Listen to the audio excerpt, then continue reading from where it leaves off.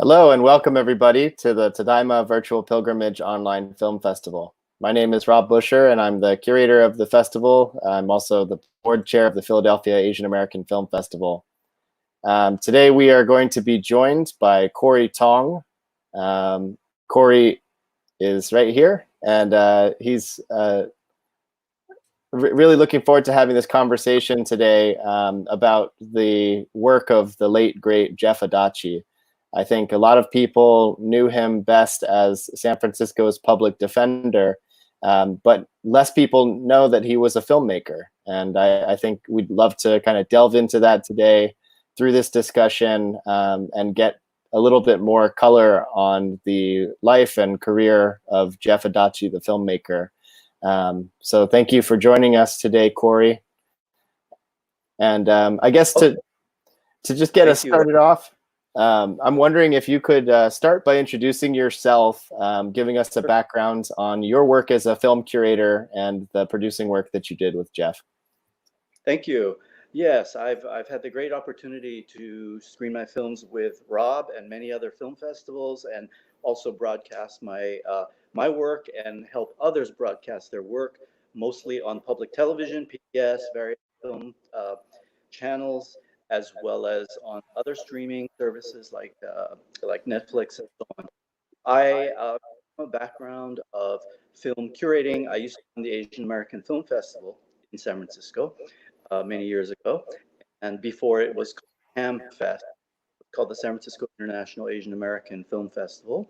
And I also programmed with San Francisco International, with Frameline LGBT Film Festival, and have had many opportunities to work with film festivals and distributors all over the world, especially in helping to develop and then exhibit Asian American, Asian Pacific Islander work from both the US as well as internationally. So I've also brought in films, especially Asian and international films, into the US.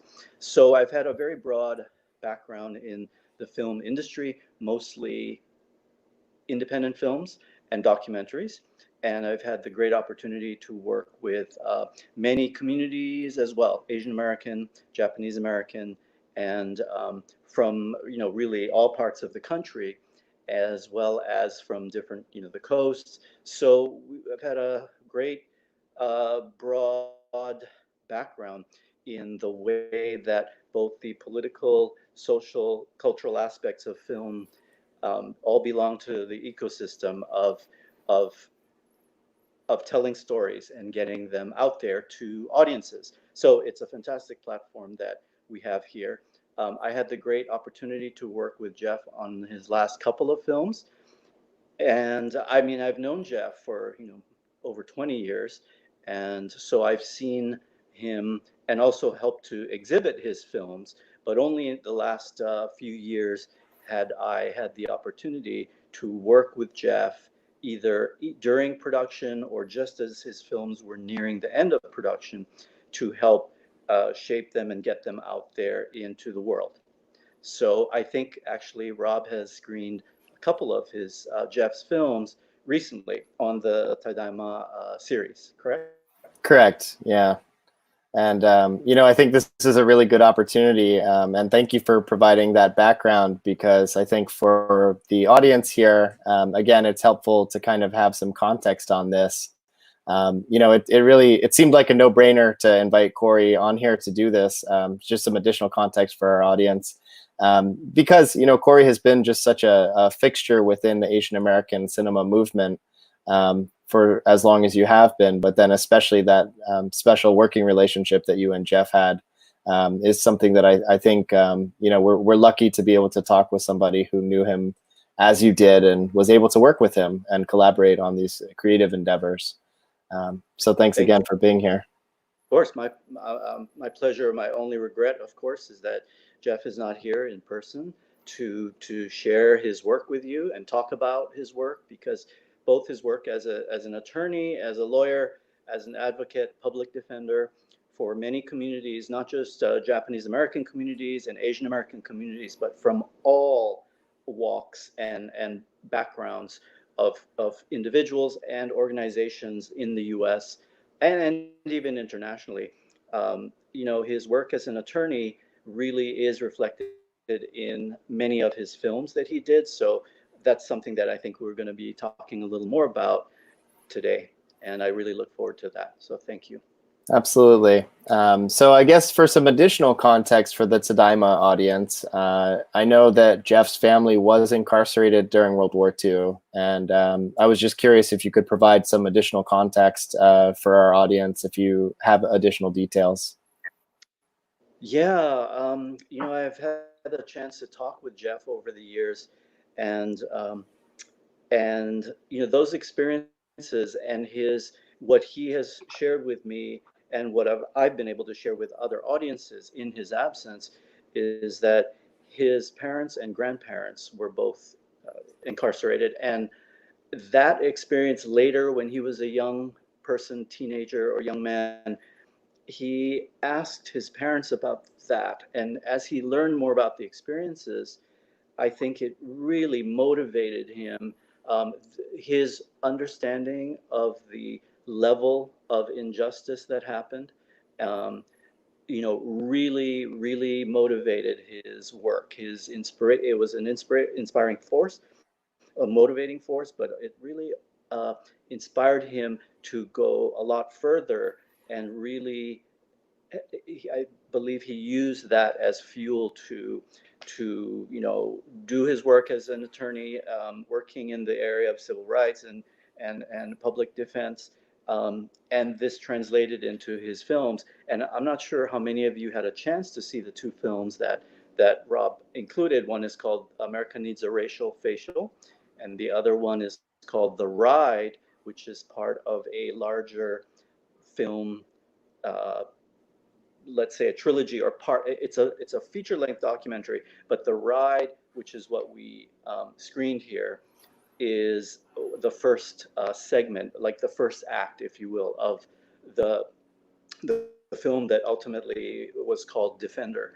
But The Ride is really a very strong introduction to Jeff's work, because it also features him as a public defender, defending a young man who was wrongly accused of something and then was arrested on a BART, which is the public transportation system here in the Bay Area.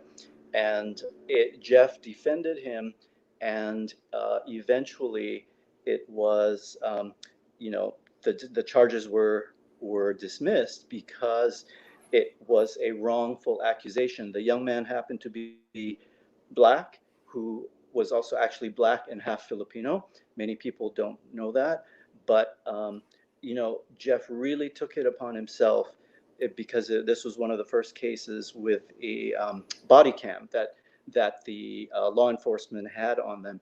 But even getting the video to be used as evidence was not allowed at first.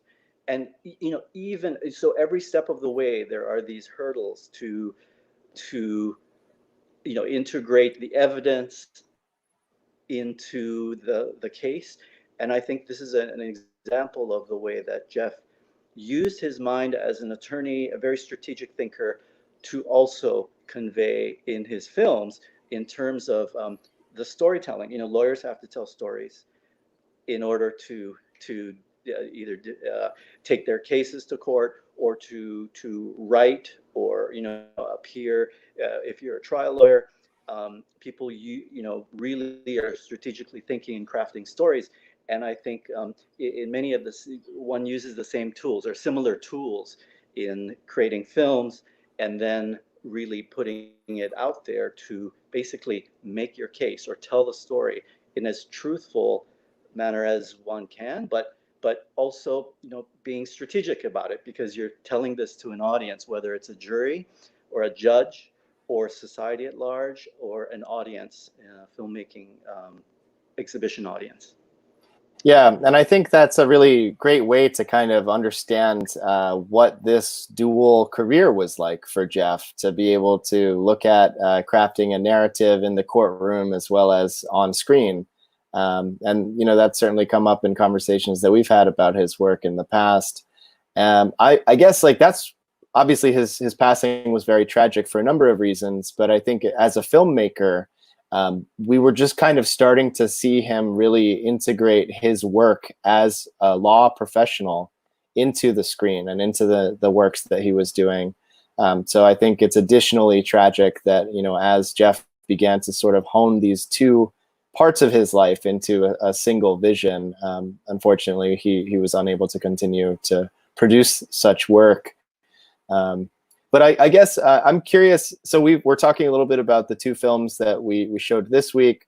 We also showed the Jack Soo Story about yeah.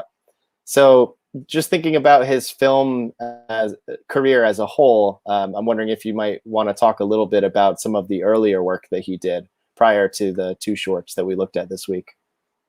Yeah, so I'm not sure. I can't see who's in the audience. I can't ask you to raise your hands, but uh, some of you may have seen the Jack Soo Story. There's another film that Jeff did very early on called The Slanted Screen, which is about Asian American male representation on the big screen or TV screen, meaning in Hollywood, in acting, whether TV or films. So he looked at, he did a documentary with many interesting interviews about that subject. And even though that was done more than 10 years ago, I think it was done, 12, I'm sorry, I'm blanking, but it was definitely done more than 10 years ago. And that film, coupled with the Jack Soo Story, which is about the actor who became very well known, but if some of you have seen the film, if not, this is a little bit of a, I'm giving some things away, but Jack Soo, as an actor, changed his name, and his stage name is Jack Soo, but his real name, he's actually Japanese American. And that was something that he did. And just the fact that someone felt he needed to do that, reveals so much about the time and the period about, this was, after World War II. There was a lot of, well, I don't have to explain much to this audience, but we know, how much both pain and, all the injustices that happened. And so for somebody to be going into a public domain, a public role, or a field where somebody felt like they had to change their identity or hide the fact that the outward fact that they were not, that he was not a Japanese American, just says so much about the state of that time. And so that film, Jack Soo, as well as Slanted Screen, which is about Asian American and male representation, the remarkable and tragic thing is that so many of those issues are still present today. And even though there has been amazing progress, you could see these films and think, a number of these challenges or issues that are brought up still remain today. They may be more in the foreground, or people can talk about it a little more, but ultimately it really is, the issues are there and they need to be worked on. So it's a never-ending challenge for all of us in this field of filmmaking, storytelling, public public exhibition, to continue to reshape the story, not just on the outside, but really from the inside. And I think Jeff understood that early on, because these films were made during a time, like before there was a lot of social media, before there was even the very robust internet access that we have now, and all of the different platforms that exist. I think when he made those films, Netflix was still doing DVD, sending you through the mail. So this was a time where he had this, he recognized these injustices or the disparities, the inequalities, and he wanted to share these stories. So from an emerging filmmaker, these were among his first films. He did them, and you can look at them and you think they may be not as production-wise or cinematographically, cinematographically sort of as refined as let's say his latest film that he did. I think the ones that you saw, the short films, but the stories are there and they're very, very powerful. And I think Jeff took the opportunity in telling these stories to also teach himself filmmaking and to work with tools and to refine them more. Over the years, he's worked with a great team of people, Chihiro Wimbush, Jim Choi. There are a number of people who, over the year, Walt Louis in Los Angeles, people who are basically professional filmmakers who do this 24/7. And so he also brought in teams, small teams, because many of these films were done independently. So so over the years, he improved his craft, if you will. He learned more about the storytelling. And I think as he became a more experienced attorney as well, in the middle of all this, he was elected public defender of San Francisco City and County. So he was able to he had a very powerful trajectory as a public defender and as an attorney really taking place. And he actually, at one point, just a little earlier than that, he actually was one of the candidates for mayor of San Francisco City and County.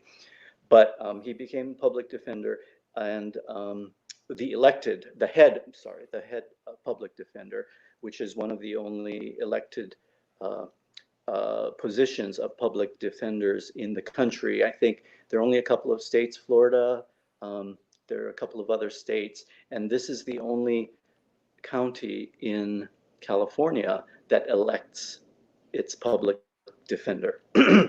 So Jeff, assumed this position. He ran and he won, and he, at the same time as that, we always joke that he had a very busy day job, and then his evening job, like the way that some people might tend bar or drive Uber.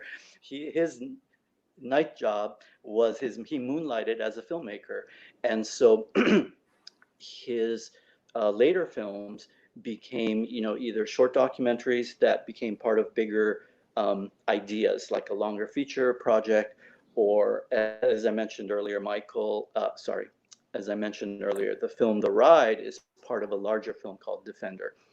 And then Jeff was in the middle of working on a couple of other projects that I was also working with him on.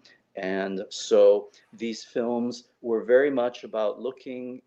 He basically created these films in his own backyard, meaning he took his work as a public defender and he integrated those into the stories of his films. So occasionally there were cases, very specific cases, whether it was an undocumented immigrant or a wrongly, accused person who, of a crime.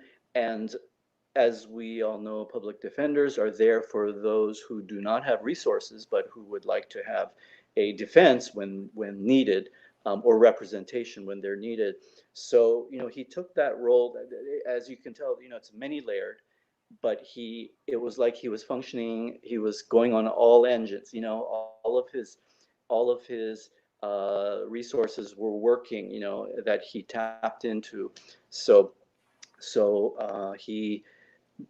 it both motivated and drove his work, but it also inspired him for the stories that he wanted to tell, because he was right there seeing these individual cases and the many of the injustices that happen, and so he often took the opportunity to turn those into his films. So the one film that you saw called The Ride is a really great example of that. I think it's a beautiful, really well-made film, very powerful, and it's only 16 minutes. And that film has screened all over at different film festivals. And then the other one, Racial Facial, is like it's a montage, like a music video. but it has incredibly powerful, very, very, disturbing images of the U.S. through the years, and how systematic, you know, biases, prejudices, racism, all really are there on display in 7 minutes, I think, up till today. So that's an incredibly powerful document as well. Absolutely. And just thinking back on some of the recent films as well as his earlier works, I was just thinking a lot about how Jeff gradually sort of becomes a character in his own films. And I guess I'm curious to what extent that was intentional from your perspective. My reading of it is that because Jeff was so interested in this sort of history of early Hollywood and dating back as early as Sesshu Hayakawa during the silent days in the slanted screen. Certainly his interest in Goro Suzuki in the Jack Soo Story is another great example of that. And I think that in a lot of ways, Jeff is kind of looking at the absence of role models. And I can't speak for him. I don't know what his situation was growing up or to what extent he had those kinds of role models. But certainly on screen, there was a dearth of these for most Asian Americans, and I think particularly Asian American men and young boys not really seeing positive role models. And it's sort of remarkable that I think in his parallel career as a lawyer, he then does really become this leader and this role model that many people in the Japanese American and Asian American community looked up to, and sort of became a person that is worthy of being featured within a film as that kind of missing role model.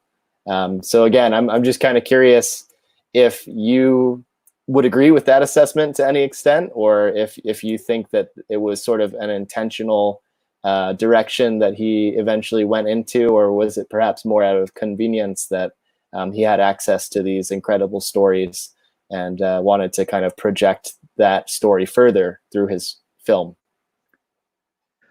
Well, I would say yes, yes, and no, and yes, and maybe. It's many layered. I think he is he is really featured in the film The Ride, and that's the one that he is most prominent in. In other films that deal with public defense cases or legal justice cases, he may be on the periphery, and he's also been featured in other films that other people have made as well, meaning he's been the subject as the public defender of films about particular cases or situations that happen. But in terms of films that he has made, so in The Ride and in the larger film called Defender, which is made up of 3 different parts, all of which he had a role as a lawyer. And also, just to clarify again, these are documentaries, so he's not acting. He is being himself, and the camera is trained on him as a lawyer, as a public defender. So in The Ride, that film is really because he was making the film, but he realized that he couldn't be shooting the film, and there would need to be a perspective because he was the one who was representing the client.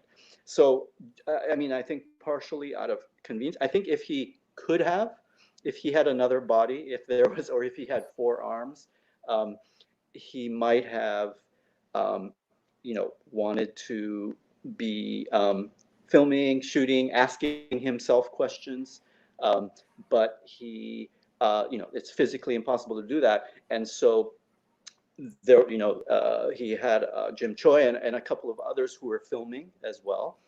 And then in terms of editing, he helped to craft the story with Chihiro, and with a few others, Walt and a few others like myself, who were looking at cuts and helping to shape the film. But really, he was the featured subject, along with the Michael, the young man who was charged with the crime. of carrying a weapon, which he did not have. I mean, Michael did not have a weapon, but he was wrongly accused of that on a train station, on a train car.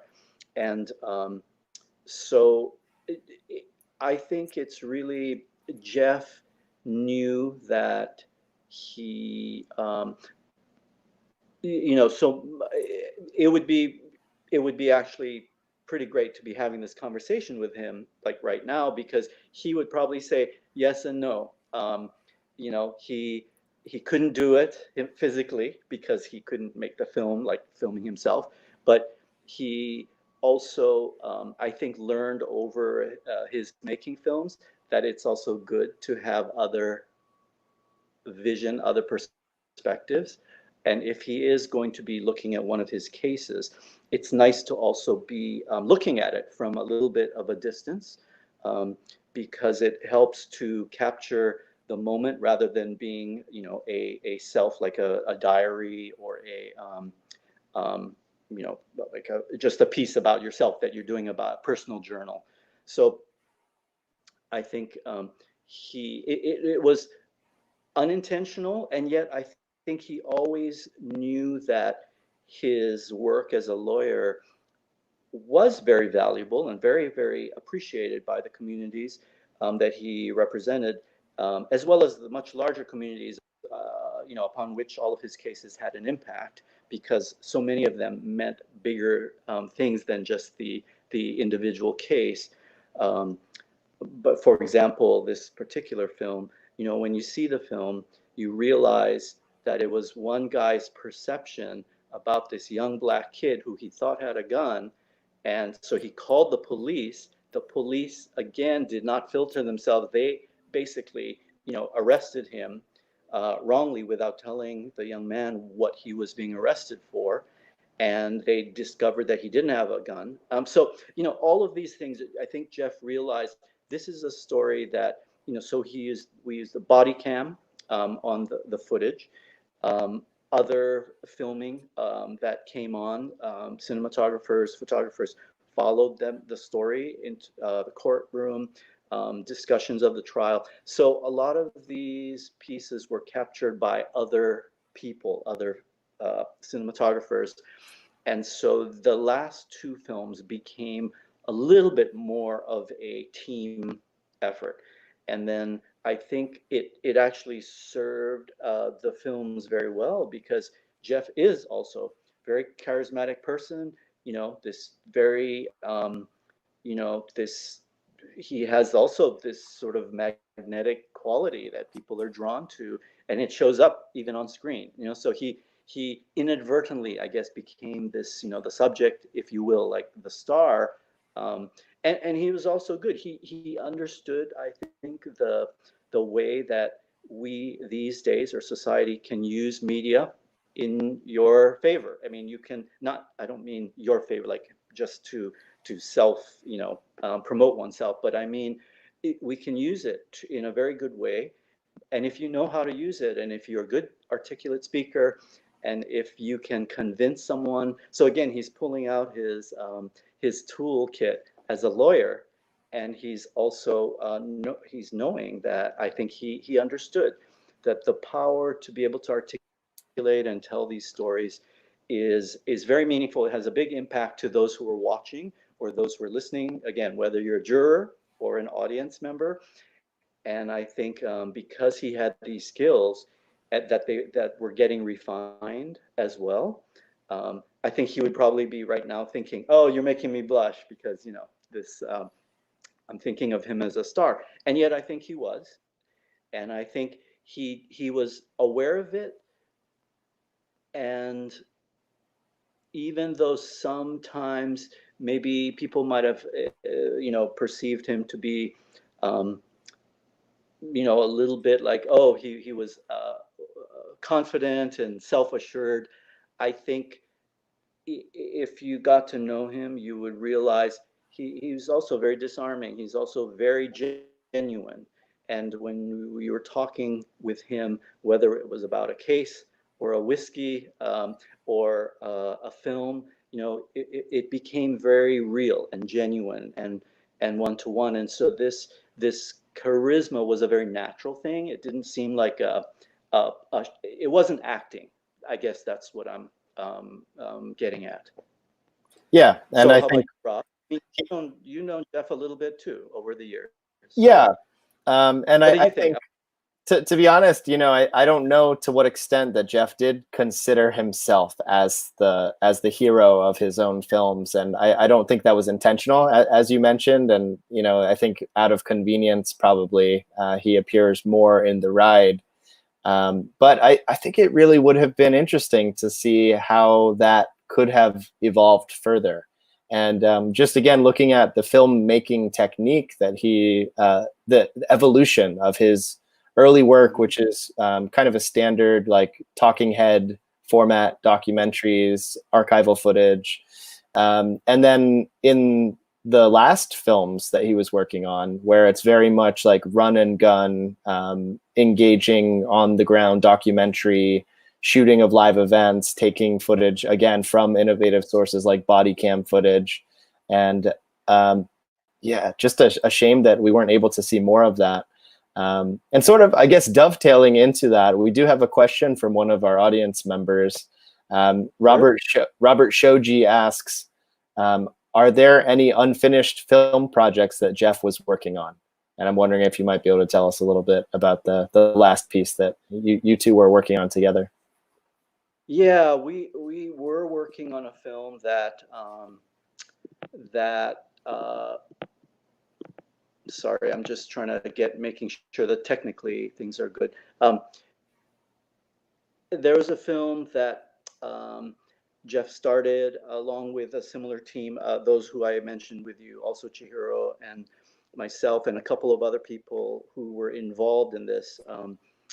And it was about a case that, and I can't talk too much about it because we're still going through some of the administrative parts of the film and assessing its viability and timeliness and so forth.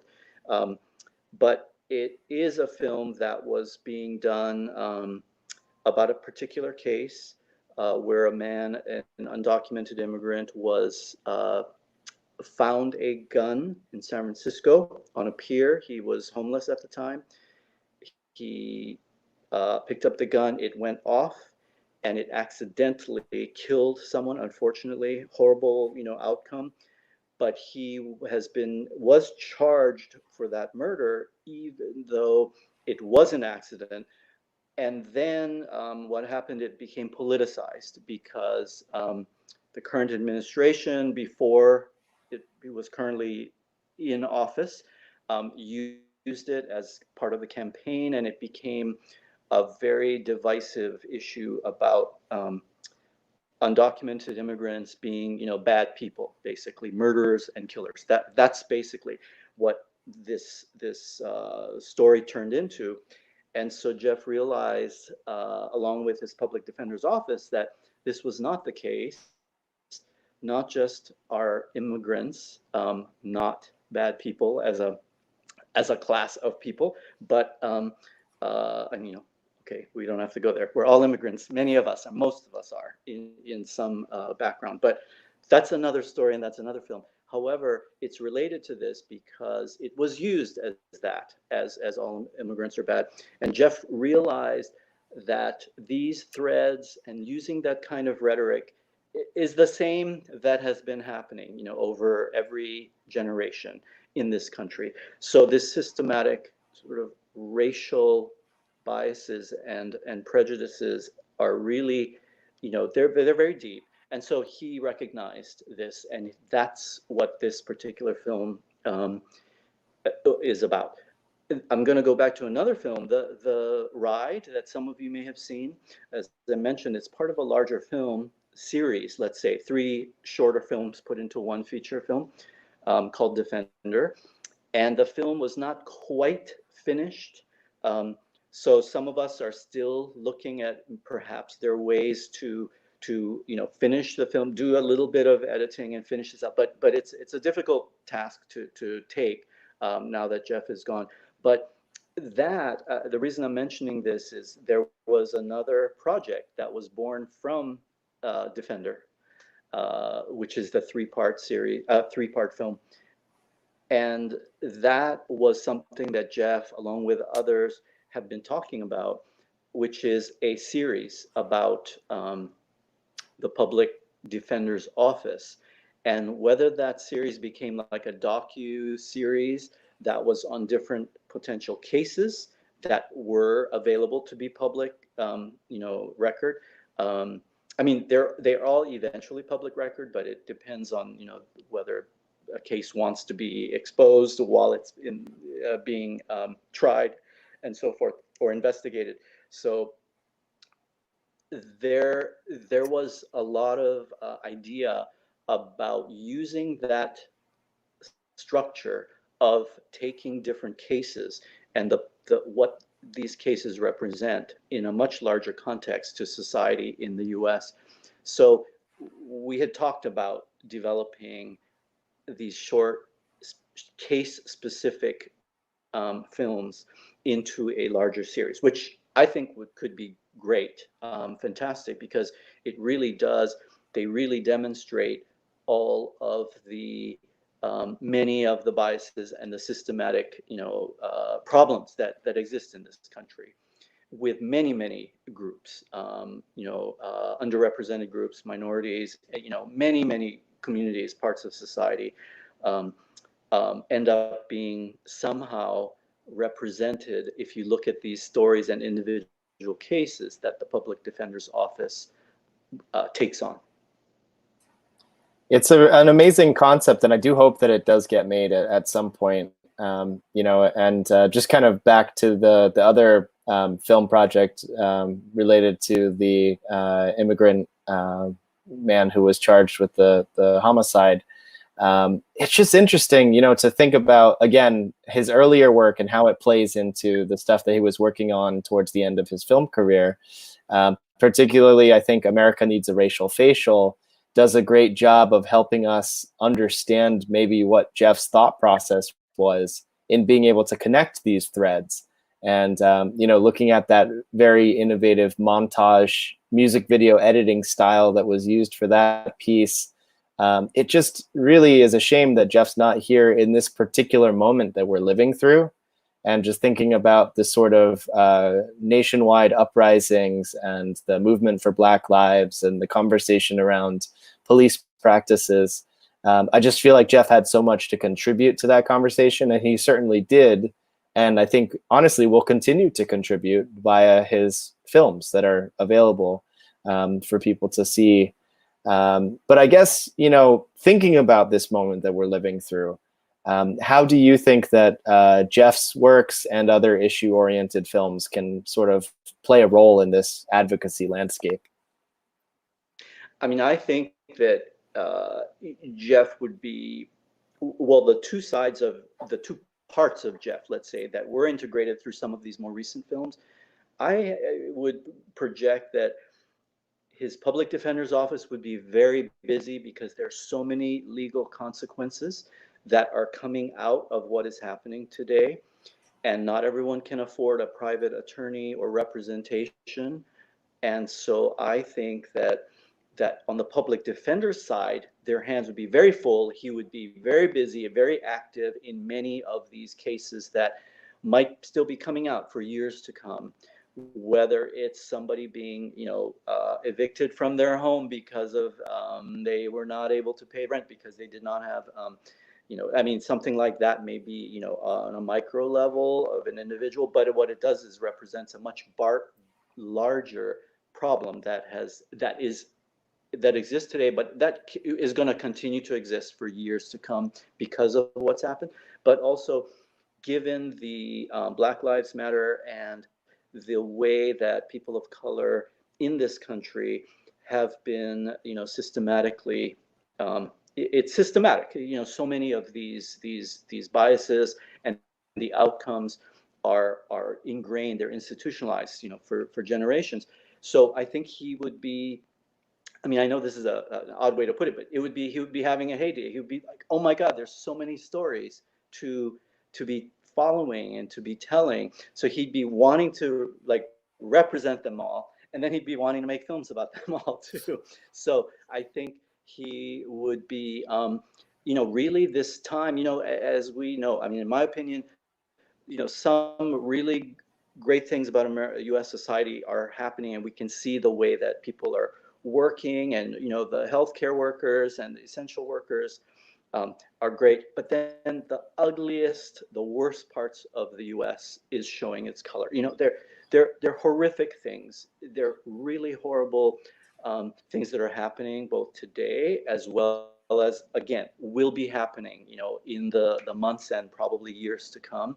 So many of the inequalities, so many of the injustices, they're all showing up, everywhere we look. You can probably walk outside our homes into our towns, and the way that things are being, things are so divisive. So I think he would be really looking at this and thinking, gosh, there's so many, this is all coming out. We need to document this. All of us, all the filmmakers, we all need to be telling these stories. And so I'm thinking that he would probably be, wanting to document himself, whether he had a little crew or whether he was following a case, a particular case that the public defender's office was doing, or on a larger scale, looking at the political landscape and the elections coming up. I think there's so much, there's so many stories that need to be told, and we hear the stories in the news, on TV, online, in various media publications, but he would be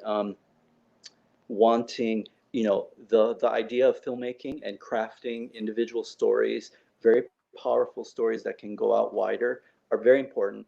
And so I think, though, that in his absence, films like America Needs a Racial Facial are very relevant and will continue to be, because, and I highly recommend, maybe Rob, you can tell everybody, the film is still online and available for a limited time, or did it already go off? It's available until the end of today. So for those of you who are watching this live, hopefully. Please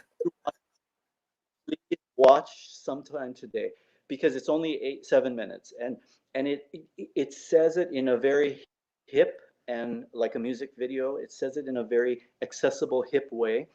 You're looking at basically what is happening today and many of the origins, but in 7 minutes. It's this little slice of the connection between slavery, of lynching, of the way that many of these horrendous injustices have happened over the years.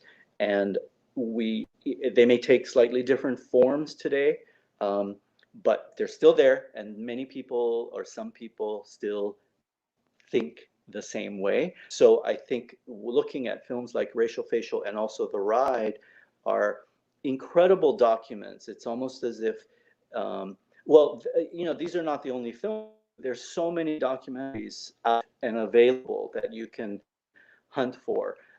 Many resources, you can go to online platforms. If any of you have Canopy, it's an educational distribution streaming site that has it's an aggregate of many distributors. Amazing films. Or PBS, many things are streaming there, or any of your local affiliates.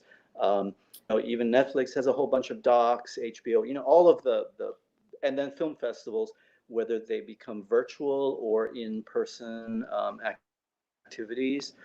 Many of and if you're looking at Asian American, Japanese American related films, CAM, Center for Asian American Media, VC, which is based in Los Angeles, that produces the LA Asian Pacific Festival, Philadelphia, many Asian American festivals all over the country also have very robust programs that can either guide you to, or often exhibit these films. And they may be on a limited basis, but if you are good at searching, you can usually find the films available. So I think it's up to us, those who have the good fortune to be, either healthy or have the means to be able to watch right now, and sit and learn.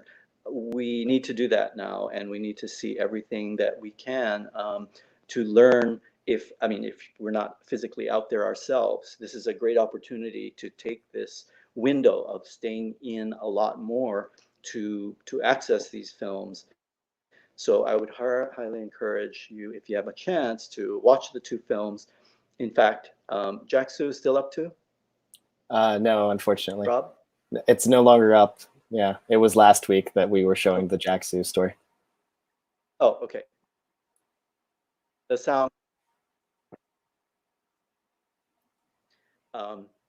So, you know, it's, but I would highly recommend watching these films, and I think, you know, people learn a lot, or they're just reminders, or watch it again, you know, just to watch it with more nuanced eyes, watch it and think, oh, wow, this could have been made today. Well, it was made not that long ago, but I think there are great stories out there, and we're really, you know, fortunate to be able to share them with everybody. Yeah, and I think you know, Rob, the theme for this particular week of the pilgrimage was, what is citizenship? And you know, it was a very intentional choice that we wanted to highlight Jeff's work in this way, because honestly, I can't think of another Japanese American filmmaker who's active today that has been able to engage in active citizenship to the extent that Jeff demonstrated, both through his legal career and through his filmmaking career. So, you know, it's, I think, following some of your statements, it's great to think about at this moment when we are, many of us, sort of stuck in quarantine, wanting to use this time to sort of engage in conversations, educate ourselves, better ourselves, to be able to participate in duties of citizenship, which in my definition also includes activism and advocacy, and protest when necessary. So, you know, that definitely, I want to think that Jeff would agree with those kinds of things. And I think based on his film work, certainly seems to be the case. We have one other comment in the chat. are there any from your audience that might have? Yes. So Kenji Taguma, he was commenting earlier in the conversation about the Asian American Arts Foundation. Kenji wrote, in the 1990s, Jeff started the Asian American Arts Foundation, which presented 3 Golden Rings Awards, essentially to recognize Asian Americans in the arts. I'm wondering if you would be able to provide a little more context about the Asian American Arts Foundation or the Golden Rings Award.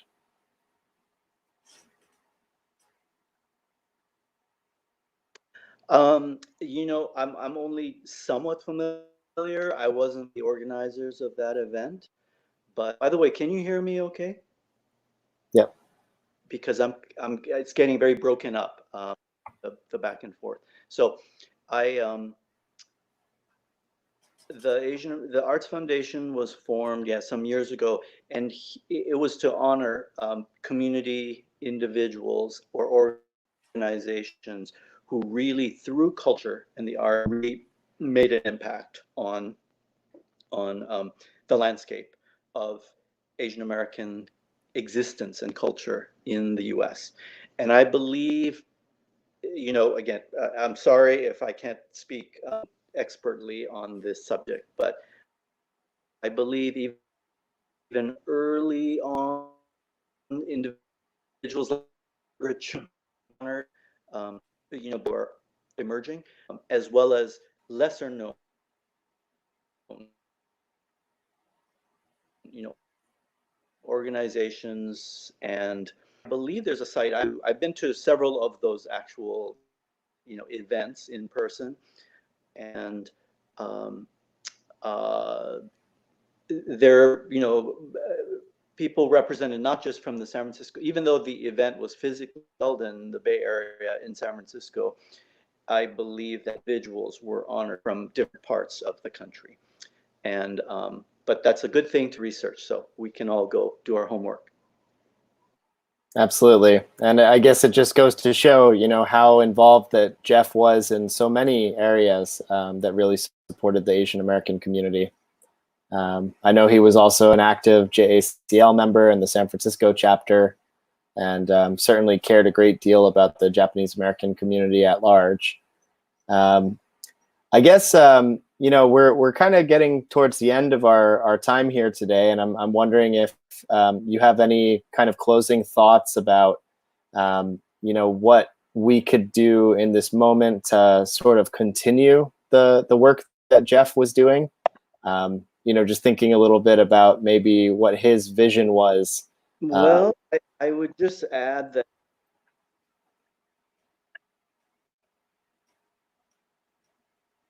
as I mentioned, as we both were talking earlier, I think he would find also that some of the best parts of humanity and the worst parts of society are showing up right now. And I think he would really want to be doing things.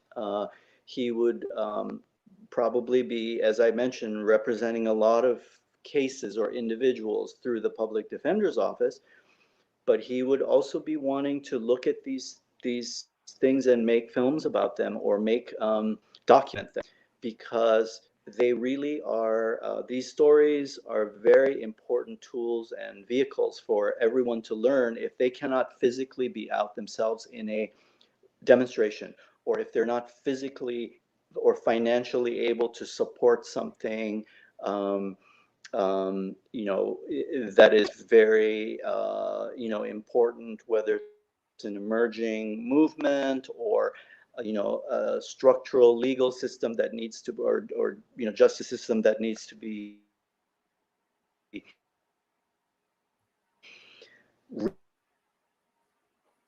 reworked or fight in little ways, in big ways. You take what you're available to do or whatever you're able to give, and then maybe give a little bit more, but really try to just learn more. I think many of us know, I mean, I live in San Francisco. I'm originally from Hawaii. By the way, I'm half Japanese, even though my last name is Tong. And I feel very grateful that um, and I think it's interesting, when Jeff found out that, I could tell that his wheels were turning and he thought, okay, so you even understand them in a little bit more than like some Chinese guy, out there who's um, who may not have quite the cultural understanding of the inner workings of a Japanese American family, but I certainly do in some ways. And but I think, I'm fortunate because I live in the Bay Area. We you know, are around many people who, by choice, by design, by, um,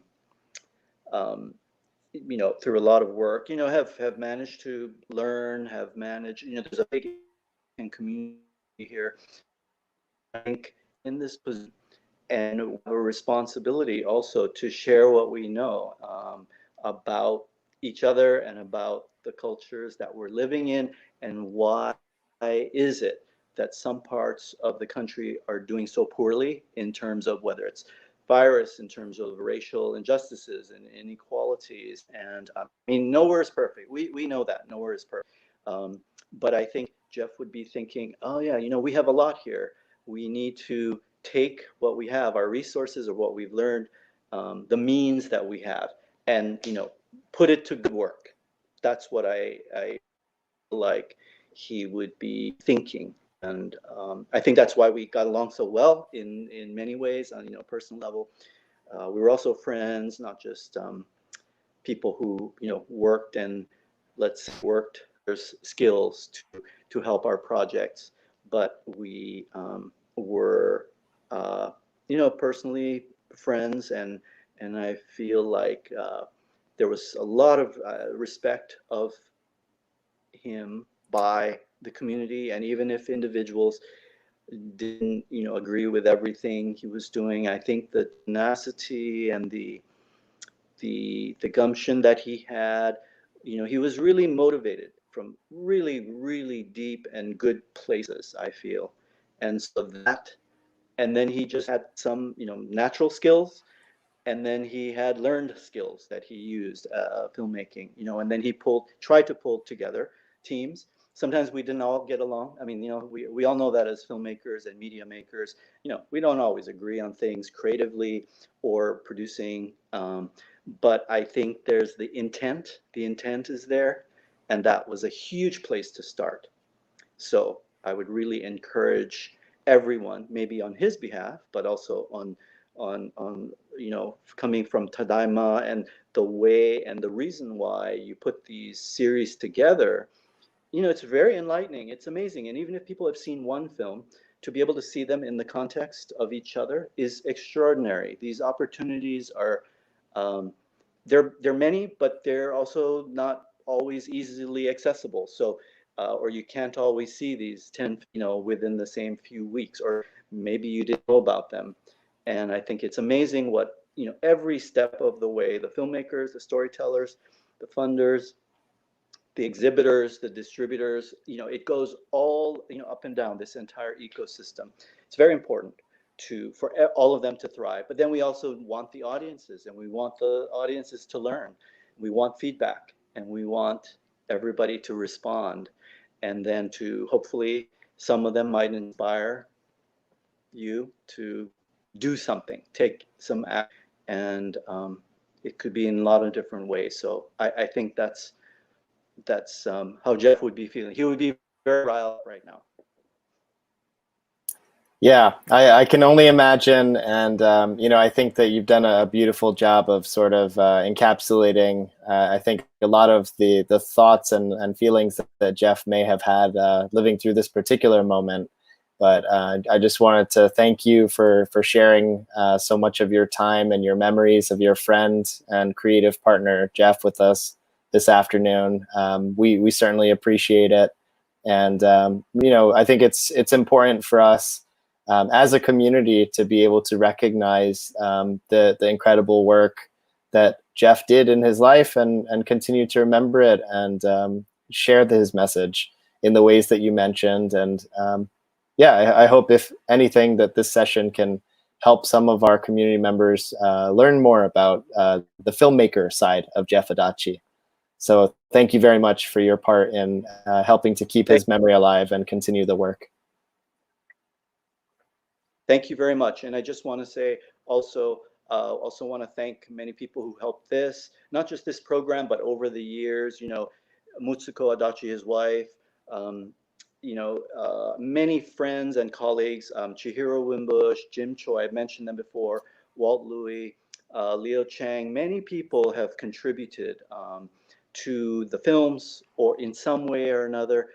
CAM, Center for Asian American Media, Pacific Film Festival, again, Philadelphia, you know, many of the festivals and the platforms, San Francisco Film, SF Film, you know, all really together, we make up this big community and play different roles in it. And it's really important for all to thrive. So also support, you know, all your cultural media, your public broadcasters, because they all play really big roles in what it takes to get these stories out there.